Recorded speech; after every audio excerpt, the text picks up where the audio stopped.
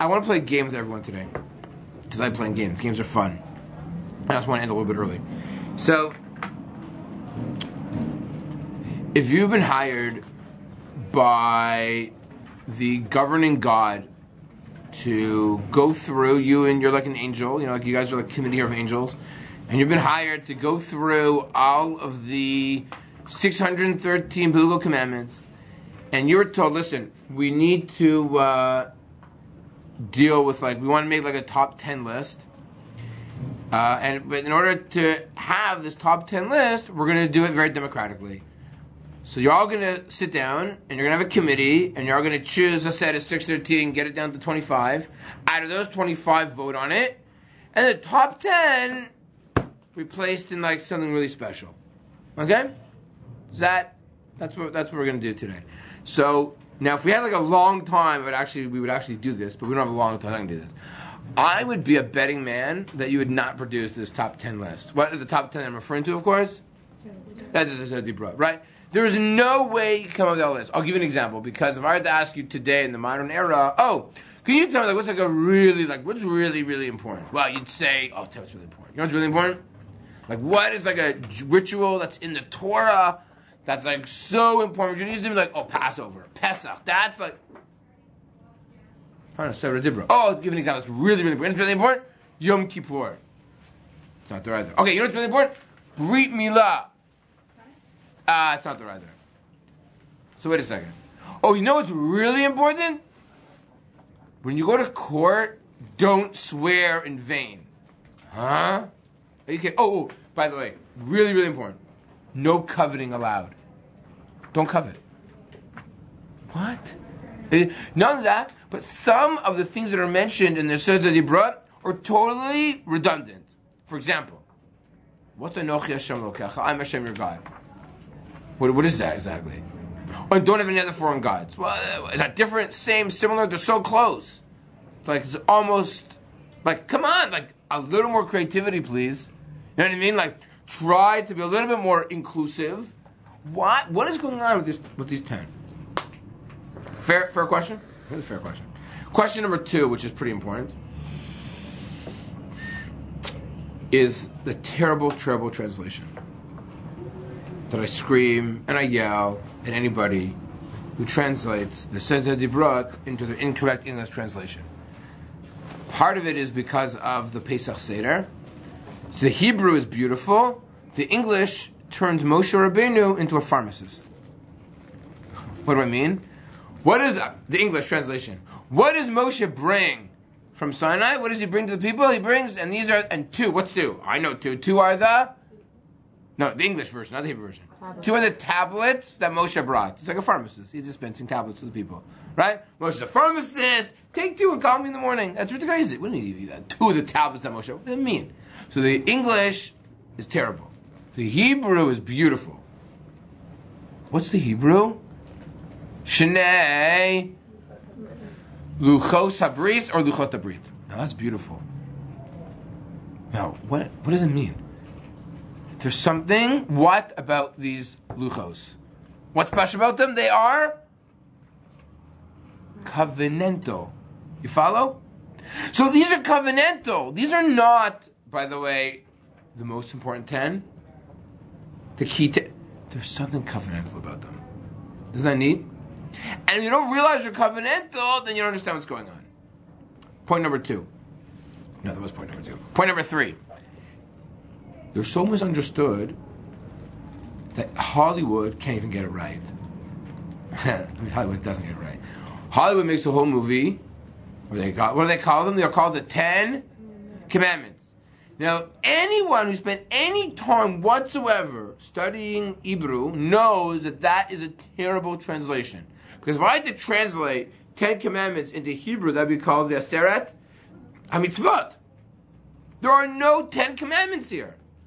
According to Chazal, there's probably about 13, maybe 14. So you cut it, whatever. So there is no reference ever, anywhere, not in Chazal, not in the Torah, not to 10 Commandments. It was totally made up by Hollywood. Didn't make it up. Anyone who actually coined that phrase, 10 Commandments, and why they did it? See, what's very important is to understand who did it why they do it and what was the theology behind it. It was the Christians, and they did it to show that these are the only commandments that really matter. And if you keep these 10, that's really what matters. And notice there's no kashrut. It's very convenient for them. And it was so problematic that the rabbis changed davening because of it. Take a look at the second last surah. She's in verses 4 on the bottom of your page. V'korin, this is the Gemara in Brachos. V'korin eser sadibros, Shema, v'yam shemoa, v'yomer, emes, v'yatziv, v'avodah, b'rakat konim. This is referring to the order of davening that took place in the Beis HaMikdash. They said, what preceded Shema every day? What did they read? The Eser sadibros. Let's continue reading. Amar Rav Yehuda, Amar Shmuel, Af b'gvulin bikshu likros kain. They wanted to also keep this order, and I'm going to tell you, especially the Eser Sadibros, they wanted to say Eser Sadibros in every local minyan, in every local shtibel around the country, but they didn't. Why not? But it was already canceled, and it was already, even in the Beis HaMikdash, they stopped saying it. Why? Tar omes haminim. Now, if I looked at Rashi, and by the way, there are those who want to say, V'la malshinim al tikva. Who are these malshinim? Many of the historians want to say these are the early Christians. Because of Christianity, they stopped saying Asher Sadibros in the Beis HaMikdash. Why? Because the Christians said, see, these are what matter. They're so important. They're said in the temple. These are the ones that matter. You don't need kashrus, you don't need pezah, you don't need the rituals. You just have to not that those aren't important. Of course, so because of that, they stopped saying the Beis HaMikdash. Meaning, these were always misunderstood. Yeah, question. Christianity was around then? Yeah, of course. But time the second Beis HaMikdash? Sure. Yeah. Christianity starts at around the year 30 CE. So this is already towards the end of the second Beis HaMikdash, the last 2 decades. Yeah. Well, I didn't know that. Christianity? Yeah. Yeah. So then why do we have it in the shuls? Most shuls have it out. Most shuls. Not only that, Not all, most art scroll sidurim print the Siddurim after davening. And in there, we don't have a full art scroll siddur here. Actually, I think it's in here. If you take a look at the Rabbi Sachs siddur, he prints the Seres Siddurim. They print the Seres Siddurim on page 201. There's a commentary at the bottom. In case you think I'm making everything up. In double times, 10 commandments, which is a mistranslation, or why I put it in there, were recited as part of the daily prayers immediately prior to the Shema. The practice was discontinued when sectarians, because I say Christians isn't as politically correct, maintained that only these and not the other commandments were from God. Bracha 12a. What did I quote you from? Oh, Bracha 12a. Coincidence. So deep was the attachment of Jews to the sublime summary of human duties, however, the custom developed to say it privately after the end of the morning service. So whisper to it privately, don't say it publicly. Isn't that neat? So interesting how history had a trend. Now, what I want to do is, I want to look at these 10, and you see the way I wrote it out for you? I wrote it, you'll notice there's 5 on one side and 5 on the other. Right? That was done on purpose. Now, what I tried to do here also is I tried to, because it'll be much faster, I want to argue that there's parallels between the 2 columns. Now, if I had to summarize numbers 1 to 5, and I had to summarize numbers 6 to 10, what's the common denominator of 1 to 5? What would you call all those? What? Bain, what? Us and? Hashem. What's common for this? Ben Adam, Lamakom. Now, ladies, you're much smarter than that. So take what you learned before and say that can't be right. And now look at it again. Because that's the problem. Everyone learned that. That's not true. Because what's number 5? Ben Adam? Yeah, right? So that can't be right. No, but it's been used as a question. It's been answered. What's the answer? I'm trying to remember. Okay. No, there really is an answer. Yeah, of course there's an answer. What? Hashem is like our father. Okay, so the word like to me is not the same. I mean, I like to think I'm God. I mean, that's very helpful for me in my house, but it doesn't go over so well. Hashem is our father. Again. Hashem is like our Father. So put Kabed Es V'Zimecha with Amachavero. No? Why you... Meaning, parents really... Why? We know that's not true. If your parents tells you to break Shabbos, what are you supposed to do? Parents like my father! Listen to my parents! Come on, we know the Rashi and right? What is Hashem? Kabed Es V'Zimecha. What does it say at the end? Fear of God is more important. So it's clearly it's not the same. Honoring your parents brings you towards honoring. Okay, good. Towards, that's good. That's nice. But not the same. So if you had to summarize 1 to 5, let's make a better title for number 5. Instead of bin Adam Lamakom, is there another way? Is there a way we could subsume parents and God under one larger umbrella category? What would it be subsumed as? What? Okay, authority figure. We don't have judges here. We don't have kings here. So between you and your creators, maybe. Because there are 3 people that created you. That I am aware of. That's source number 3. Source number 3 says there are 3 people that created you. So, now, that's a better title. The problem is it's not as exciting. Oh, the first 5 are between you and your creators. It's not as exciting as between you and God, but what can I do? I gotta be faithful with what it says in the Chumash. Now, number 6 to 10, that's what it is. That's between you and fellow human beings. Okay. But this is something really neat.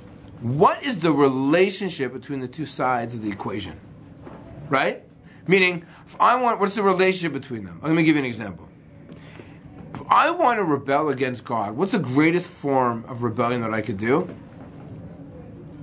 Worship other gods. Okay, worship other gods. Okay, good. If I don't do enough, so again, so the number 1 is Anochi Hashem Elokecha. Which, by the way, it's not so simple. That's even a commandment. That's a famous machloket between the Rishonim. What's the commandment, right? Okay, that's, again, conversation for another time. But Anochi Hashem Elokecha, Hashem your God. Great. If I don't recognize Anochi Hashem Elokecha, that's the greatest rebellion that I could do to my Creator, right? I don't recognize God. Don't recognize God. What is the greatest rebellion that you could do to a human being? Murder them. By the way, lo tirtzach means what? Don't murder. Doesn't mean don't kill. You're allowed to kill. Sometimes. When you're allowed to kill? Rodef, self-defense, pursuer, what? Malik is also topic, right? Okay. So, lo tirtzach has to, by the way, interesting. King James, though, when they translated lo tirtzach, the translators don't kill. And then look what happened. Right? It means don't murder. Because it's unequivocal. Lo tirtzach is no exceptions. Ritzicha is murder. Hariga, laharog, is to kill. So that's the same word in Hebrew. What happened from it? Well, the moment the Christians said lo tirtzach means don't kill, they went out and they killed. Because it wasn't just killing and murdering. I don't want to get too off that. Then killing and murdering means unethical killing. Murder is you're never allowed to murder. That's unethical killing. Okay, what's the definition and when is it considered murder? Okay, that's a nice conversation, right? But you're never allowed to murder. You're sometimes allowed to kill. So the moment they said that the worst thing that you can do is don't kill, and then they went out and they killed, kind of give them a license to do almost anything they wanted. Why did they historically? Why did they go out and kill them? Well, because they felt for God they were allowed to kill. Because if all we're doing is killing Jews for the sake of our God, and we're allowed to kill. Why are we allowed to kill? Oh, you say we can't kill? Because it says in the 10 Commandments? Well, for religious reasons, we find exceptions of killing. As opposed to, no, they have to appreciate, you have to understand there's certain times you're never allowed to behave in a certain way, you're never, ever unequivocally allowed to murder. But the Christians never reduced it to murder, they only called it killing. And so since they used the term killing as part of the 10 Commandments, and they violated that, because of the Crusades, it almost gave them a license to behave with a sense of brutality in other areas as well. So, anyways, so the greatest rebellion you can do against a human being is to murder them. So, column 1 is Nocha Shel Gacha, that's the positive form recognizing God. And failure to do so, if you don't recognize the Nocha Shel Gacha, it's a tremendous sense of rebellion. The greatest rebellion that you can do against a human being is to murder them. Now, what's the relationship between murder and Anochi Hashem Elokecha? Anyone know what's the relationship between those two ideas? Everyone knows this one's a prize. It says in PARSHA Noach, Shofech dam ba'adam, b'damo yishafech. Why? Why can't you commit murder? Keep it Elokim barata adam. Meaning, you know why you can't commit murder? Because you're created in the image of God. So the relationship between 1 and 6, 1 is that you fail to recognize God. If you don't recognize there's something called Anochi Hashem Elokecha, if you don't recognize God, there's a rebellion against your Creator. If you don't recognize that a human being is a human being endowed with something godly, then it's a rebellion against your human beings. You're violating lo tirtzach, which is connected to number one, because number one is the source for you're not allowed to commit murder, because of God said, failure to recognize b'tzam Elokim barata adam, you violate lo tirtzach. Let's go to number 2 and number 7. What's number 2? What's number 2?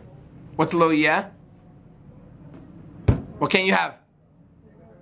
You can't have a foreign god. And what's lo tinaf? You can't have a foreign, right? The closest, let's understand this. Lo yelach elokim achirim is saying, no moonlighting. Don't have other gods. You have a relationship with one God. Keep that relationship special, unique. It's covenantal. When the Tanakh wants to talk about the greatest rebellion that you can have against God, it always parallels it with a parent. A spouse. Sorry. Right? A parent too, but mostly a spouse. Because that's a covenantal relationship. Because a parent you don't choose. A spouse you choose. And therefore, we chose God. And God chose us. And so when we say lo tinaf, if you want to, the greatest rebellion you can do against a fellow human being is violating lo tinaf, adultery. Adultery is against a human being. Lo yelacha is violation against your creator, against God. Let's go to number 3, and let's go to number 8. This is a little bit harder. Here we go. What does lo tignov mean? Don't kidnap. Excellent, very good.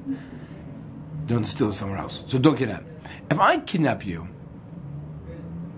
what am I treating you as if I kidnap you? Fill me back to the trunk, and I kidnap you. I'm rejecting you. But more than that, when you kidnap somebody, what do you do to them? You're objectifying them. You're not special, unique. You're a commodity. I can buy you. I can sell you. I can throw you in the back of my trunk. That's what kidnapping is, right? You're not a human being. I can take you and throw you in my trunk. You're not an entity that can make these. What's lo tisa? Now, how do I violate that against my creators? Do you know how? This is really neat. Lo tisat shem shemakecha lashav. If I use God's name falsely, what am I failing? What am I failing to recognize? That what? What am I failing to recognize if I say God's name in vain? What am I failing to recognize? If there's anything special, unique. I can objectify God. God isn't this unique, something special. I can objectify Him. Lo tisah Shem Hashem lashav. Think about it. If I use God's name in vain, what am I essentially saying? There's nothing special, unique about God. I can treat it and use it as I wish. Similar, if I take a human being and kidnap them, there's nothing special, unique about that individual. I could do them as I wish. So again, if the first 5 are talking about you, rebellion between you and creators, the second 5 is dealing between rebellion against you and fellow human beings. What's the most powerful way to do that? Unfortunately, it's through kidnapping and taking God's name in vain. Next one. Zachor Yom HaShabbat L'Kadsho. Shabbos, and what's it on the other side? False witness. What's the relation between those two? Ooh, very good. Says the Gemara, the person who does not keep Shabbat, the person who doesn't keep Shabbos, does not recognize that God created the world. What's the connection? He stopped. And if you don't believe he stopped, then If you don't believe that God created the world, if you don't believe that God created the world with meaning and purpose, if you don't recognize there's a beauty called Shabbat, God said, 6 days I created, 7th day I didn't create. And therefore, what does this mean for me? Yeah, right? That's why we say V'chol Shabbat V'chol Tzavam at the beginning of Shabbos, because we recognize God is the ultimate creator. Now, if I testify falsely against somebody, what essentially am I saying about them? Orly, were you there on Tuesday at 1 o'clock? I know where you were, Orly. I know, right? I'm testifying falsely. Orly, I know you were there. I know you committed that murder. I'm testifying in court. I swear that Orly was there. I witnessed it. I saw it. No, she really wasn't. If I swear falsely, what am I rebelling against that facet of the human being? What am I saying about them? That I'm telling them what they did or what they didn't do. I'm imposing on them, right? I'm saying you were at location X. and you did act Y. I'm imposing on them, incorrectly, what they did and where they were. By not keeping Shabbos, what are you in fact saying? You're telling God what he did and what he didn't do. God didn't really create the world. God really isn't the mover and shaker of the universe. Follow? So that's the relationship between swearing falsely. So again, against a human being, how do I violate that idea? I swear that you were there and you did this. And you really weren't. I'm imposing my will. I'm changing what you did. That's called swearing falsely against somebody. By not keeping Shabbos, I fail to recognize what God did, what my Creator did. Is that neat? Now, the last one. This is the hardest one. What's the relationship between kaberes v'yicha v'yasimecha and lo SHMOT? What's the relationship between honoring mom and dad, mom and pops, and coveting? Right? Jealousy, that according to most interpretations leads to not just a jealousy, but to a more severe act. But the words here say, I'm jealous. So let me go through this. If I'm, jealousy means, look at what it says here. Lo SHMOT besrecha, don't be jealous of your friend's house, or their wife, or their servant, or their maid, or their ox, or their donkey, whatever they have. If I'm jealous, man, you have a huge house. You have 4 cars. You have a beautiful wife, a beautiful husband and children. If I'm jealous of that you have, what do I want to be? You. I don't want to be me. I want your life. I want your wife or husband or painting or cars or house or If you don't want you want to be someone else. Who's your greatest gripe at? Your parents. Mom, how come I don't have a big car and a big house? How come we don't have 7 sports automobiles? Why can't we go to Miami for every other weekend? Right? Why can't we have our own luxury Boeing 747? Right? Why can't we have wonderful children? Blah, blah, blah, blah. So Lo SHMOT is saying, if you are jealous of other people, generally speaking, you're not happy being you. And if you're not happy being you, who made you? Who gave you what you are? That's the greatest act of rebellion against your creators, because they made who you are. Now, I'm not saying you can't be, self-made. For sure you can. But generally speaking, it is not an easy thing to do to move out of your social economic status. Right? Saying it doesn't happen, it happens. But generally, the prevailing idea here is if you don't recognize, you don't value who your parents are and what they gave you, then you're not happy with who you are and what you are. And therefore, you want to be somebody else. And that is Lo SHMOT. So what do we see here? We see here that essentially the Luchos Habris, what are they trying to tell us? That there's 2 facets. You cannot split. You cannot split. There are many people that want to sever the relationship between God and human beings, between our creators and us. To sever that from how we interact with human beings. The primary point of what is God trying to teach his people, why is this covenantal? Because if you want to understand the covenant between Creator, between God and human beings, you have to realize there's a partnership. What is this partnership? It's completely intertwined with you, God, your parents, and everyone else around you. And that cannot be bifurcated. It cannot be split. It's completely intertwined. Right? That's exactly what this parallel is trying to show. Right? There's rebellion against them, but they're folded, they're collapsible on each other. Next, I'll tell you what else is, I think, fascinating about here. All these 10, in many ways, come down to one very important principle. And I think this important principle is, what are you here for? Who are you? What are you? Meaning, if you don't value yourself, and you don't value other people, then what do? You'll be jealous, and you'll kidnap, and you'll steal, and right? And all this is predicated upon this very important principle of Anochi Hashem Elokecha. Meaning, if I recognize that there is a God, and everyone's created B'Tselem Elokim, then I have to treat God a certain way, my parents a certain way, and everyone around me a certain way. That's my responsibility. And so maybe really these are not commandments, these are 10 ideas that, if you really understand them fundamentally, they all emanate from the first idea of Enochi Hashem Elokecha. And there's a lot more, I think, to talk about here, but I said it was going to be a little bit brief today.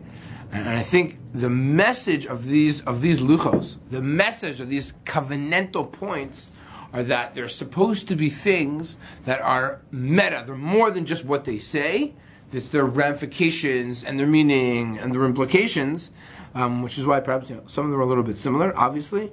But I think by the way, Shabbos here, Shabbos here is connected specifically in two areas. One, why can't your servant work on Shabbos? Why? Because intertwined with the creation of the world. Right? So God said, listen, you cannot abuse other human beings. Shabbos, which is between you and your creator, between God, has a human component to it. Right? Up until this verse, if you were a master and you had slaves, they worked for you 24 hours a day, 7 days a week, 365 days a year. Why not? That's what happens when you're a slave. You just work. The Torah says, 17% off vacation. 17% of the year, holiday. You can't have them work. Again, even Shabbos, which is about creation in the world, is still intertwined with this human idea. It's built into the psukim themselves, bridging both sides of the equation of the luchos. So I'd like to point that out to all of you. I don't think these are the most important necessarily. I think there's something covenantal about them. I think they're intentionally showing the relationship between you and your creators, between you and your parents, and you and God, and your fellow human beings. And I think if we value the purpose of them, and God wanted to inculcate these ideas into the Jewish people who were leaving Egypt, and if they walked around with it in their back pocket, as I recited it every day during davening, unfortunately got a little bit twisted, but if they appreciated its messages and meaning, it gave them almost a sense of remembering who they are, what their purpose was, wherever they went, and at all points in time throughout their day, giving them that sense of injection that they hopefully would help them get through regular life with a greater sense of meaning, with purpose, and with direction.